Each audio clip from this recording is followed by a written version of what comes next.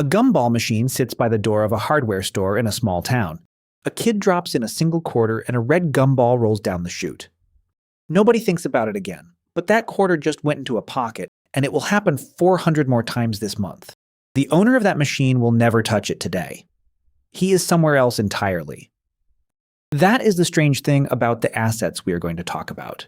They collect small repeated payments while their owner is asleep, on vacation, or working a completely different job. You walk past these machines every single day. Most people see clutter. But a few people look and see a whole route. This is a list of 12 of them, ordered from the cheapest to the most protected, and the last one is not a machine at all. Here is the problem with the way most of us earn money. You trade an hour, you get paid for an hour, and the second you stop trading hours, the money stops too. Get sick and it stops. Take a single week off and the money stops. That is not a flaw in you, it is just the shape of the deal. Now look closely at that little gumball machine again. It does not get sick, it does not take a week off. It does not care whether the owner is at a funeral or a beach. It sits there and it collects. Think about that for a second. The difference between the trapped and the free is almost never talent. It is whether their income shows up when they are not looking. Most people never own a single thing that pays them while they sleep. That is the real cost of not knowing this, and it compounds quietly for 40 years. So stay with me all the way to the end. We are going to walk up a ladder of 12 real assets. Each one costs a little more and protects you a little better than the one before. The first few you could start with pocket change. The last few are what quiet money holds and rarely sells. And the 12th one is the trick underneath all of them. Once you see it, you cannot unsee it. Every machine on this list turns into a single machine. Let us climb. We start at the bottom with the cheapest cash machine that exists. Number 1 on the list is the bulk vending machine. The gumball machine, the sticker machine, the little toy capsule machine by a diner.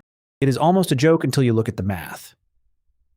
Vending Times says a gumball machine averages about $1 per machine per day. A single head candy machine yields around $30 a month, a double head around $60. That gumball costs about 2 to 5 cents in bulk and it sells for a quarter. Just think about that margin for a quiet second. You can buy a used machine for around $100. That makes this the single cheapest way to own an asset that pays you. Nobody gets rich on one, but nobody said you only get one. The person who understands this does not buy a gumball machine. They buy a route of 40. Once the machine is placed and the store owner agrees to keep it, there is no rent. There is no employee and almost nothing to break. You refill it, you empty the coins, and that is the whole job. A route of 40 boring little globes quietly becomes real money, 1 quarter at a time. It is not glamorous, and that is exactly why it works. Which brings us to the machine that made vending famous. Number 2 is the full-size snack and drink vending machine. This is the glowing box in the office hallway, the laundromat, the gym. A well-placed machine pulls in roughly $150 to $400 a month. After product and the location cut, the owner keeps maybe $40 to $120 of that. That sounds small, then you learn the size of the pool. NAMA tracks a convenience services industry worth about $35 billion. Vending alone still makes up around $18 billion of it per their 2022 to 2023 census. The biggest operator is Canteen, owned by Compass Group, at a scale most cannot picture. And here is what almost nobody bothers to tell you. Vending is sold as passive, and it is not, at least not at first. You still stock it, fix it, and hunt for good locations. It only becomes passive after the boring work is done. Keep that word, boring. It is going to matter later. Now let us cool things down. Number 3 on our ladder is the ice vending machine. This is the freestanding kiosk in a gas station lot that spits out a bag of ice. It looks like nothing, and it is a small money furnace. Operators report $1,500 to $4,500 a month in a hotspot. The raw materials are water and electricity, so profit margins run astonishingly high. Margins often run above 80% per bag. Cooler Ice and Ice House America sell these machines to owners who wanted an asset. And that is not a metaphor. You are literally selling frozen water at a markup. When it is 100 degrees out, nobody is negotiating the price of ice. The machine makes the ice itself, from a water line and a power outlet. You are not even buying inventory, you are buying a box that turns tap water into cash. The catch is climate and location, and we will come back to catches later. Let us keep the car in the picture. Number 4 is the humble air and vacuum machine, the coin-operated tire inflation box and the vacuum stall at the edge of a gas station. It is the asset almost everyone forgets is an asset. It just sits there charging $1 or $2 for something the customer needs right now. A modest setup can produce $10,000 to $50,000 a year. AirServe and CSC ServiceWorks built real businesses on nothing but air. Think about that for a second. The most invisible machine on the lot fills its own coin box, while you fill your tires. Speaking of things that dispense on demand, number 5 is the ATM, not the bank kind. The little independent one bolted to the wall of a corner store or a bar. Every time someone withdraws cash, the owner collects a surcharge. The surcharge is usually somewhere around $2.50 to $3 a pull. An average machine does 150 to 300 transactions a month. That pencils out to a few $1,000s a year per machine, in a decent spot. One busy location can clear over $1,000 a month on its own. And the beautiful part is the customer pays you to access their own money.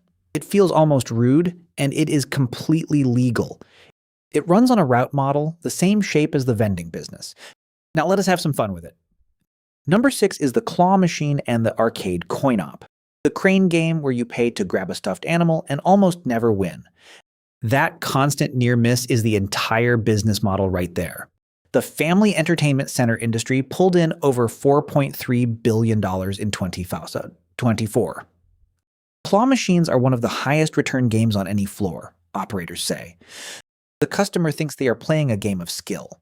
Let us be honest, the payout ratio is tuned in the operator's favor. The machine wins far more often than it loses. Even Dave and Buster's leans on these machines.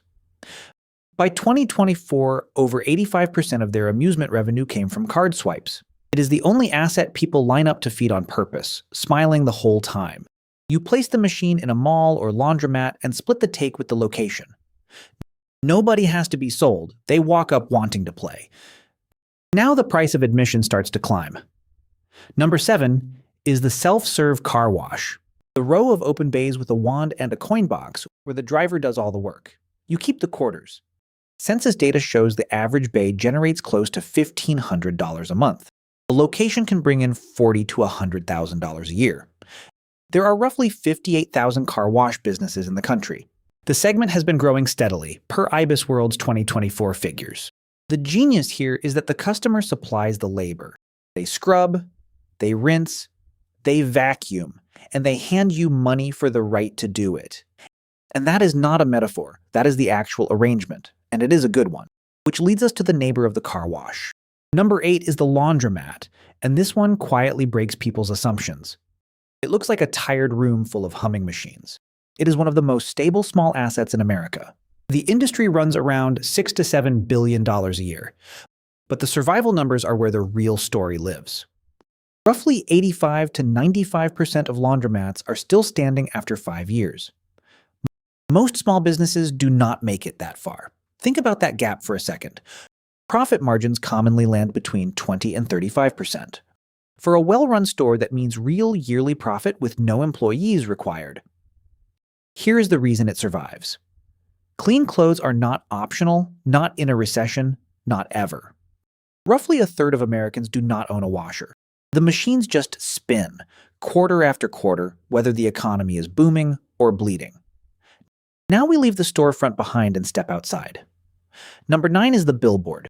That flat rectangle above the highway you have looked at without thinking of it as an investment. A single static billboard can pay its owner $1,000 to $5,000 a month. Convert it to digital and rotate 8 advertisers, and it pulls 4 to 6 times more.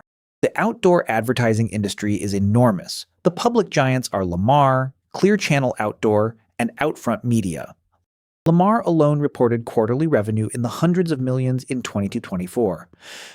But here is the part that makes billboards special. You mostly cannot build new ones. Rules going back to the Highway Beautification Act choke off new permits. The existing signs sit behind a wall of regulation. That means far less competition than you would expect. The government quietly stopped making more of them. Now we start protecting real ground. Number 10 is the plain, unglamorous parking lot, a flat piece of asphalt with painted lines. The least exciting thing you could own.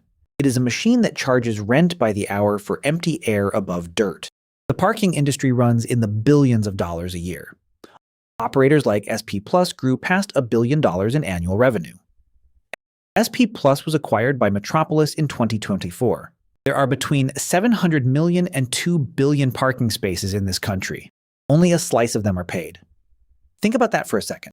The asset requires almost no building, no staff, and no maintenance. In the right city block, it prints money every single hour of the day.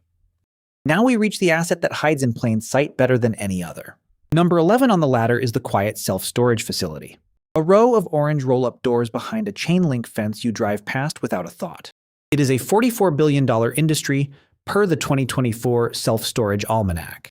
It spreads across more than 52,000 facilities and over 2 billion square feet. National occupancy has run steady at around 90%. The largest operator, Public Storage, held occupancy above 90% even in a soft 2024. But here is the quiet magic of storage. Once a customer's stuff is inside that unit, they almost never leave. The average length of stay has climbed to well over a year. Some 2024 figures put it near 20 months. Moving your things is a hassle nobody wants. So the owner raises the rent a few dollars, and the customer just pays it. The alternative is renting a truck on a Saturday. That tiny friction, the pure hassle of moving boxes, is worth billions a year. That is the whole business, and it is a beautiful one. Now, for the last asset, the one quiet money almost never sells. Number 12, the last one, is the cell tower. That steel lattice on a hilltop, the ugliest thing on the ridge and the most valuable. A multi-carrier tower can collect rent from a few thousand a month past $70,000 a year. The leases come with automatic annual escalators, so the rent climbs on its own. The giants are American Tower and Crown Castle. Crown Castle alone holds around 40,000 sites across the country. Here is what makes a tower the top of this ladder. The tenants are the biggest, most reliable companies on Earth, the wireless carriers. And they sign leases that stretch on for decades. Nobody wants to move an antenna once it is up. The whole network is built around it. So the rent shows up year after year, whether you are watching or not. It is a gumball machine wearing a suit. Now let us be honest, because a list like this can start to sound like free money. It is not, and every one of these assets can lose. A vending machine in a dead location earns nothing and still needs to be serviced. A laundromat with old machines in a bad neighborhood bleeds cash. Ice machines break in the heat exactly when demand peaks. The word passive is doing a lot of lying in most of these pitches. Even the mobile home park, one of the most bulletproof sounding assets, has a catch. Frank Rolfe, who owns more than 250 parks across 25 states, is blunt about it. These assets look easy from the outside and take real work on the inside. The reason they survive is the same reason they are hard. The tenants cannot easily leave, and the demand does not disappear in a recession. The boring nature of the business keeps most people away. But you still have to buy the right one, run it well, and hold it long enough to matter. The machine does the collecting, and you still have to do the choosing. There is one last thing I saved for the end, and it is the whole point of this list. Go back and look at all 12. The gumball machine, the ATM, the storage row, the cell tower. They are wildly different in size, but they are the exact same machine. Everyone is a small box that collects a small repeated payment from many people. That is the machine underneath all of the machines. And here is the twist that changes everything. The 12th asset is not the cell tower. It is what you do with the money the cell tower pays you. Because the real move is not owning one machine. It is taking the quarters from the gumball route and buying a vending route. Taking the vending money and buying an ice machine, feeding that into a car wash, into a storage unit, into a tower. You stack them. Each boring machine funds the next slightly bigger boring machine. The whole thing compounds while you go on with your life. The wealthy are not smarter than you. They just figured out one sentence early. Own the thing that collects the small payment, then feed its cash into the next thing that collects a small payment.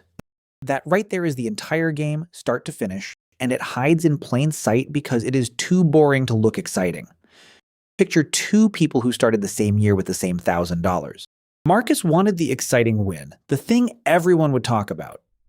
So he chased whatever was loud that season and waited to feel rich. Elena bought one used vending machine and shrugged. She was not chasing anything. She just fed every quarter it made into the next quiet box. Then the next. 10 years on, Marcus is still waiting for the big one. He is still trading his hours for money that stops when he does. Elena barely thinks about money anymore. A small army of boring machines thinks about it for her. She never really found any secret at all. Not one. She found a gumball machine by the door, and she never stopped feeding the quarters forward. If someone you know is still waiting for the one exciting win, send them this. Like it, subscribe, and tell me in the comments which of these 12 surprised you the most.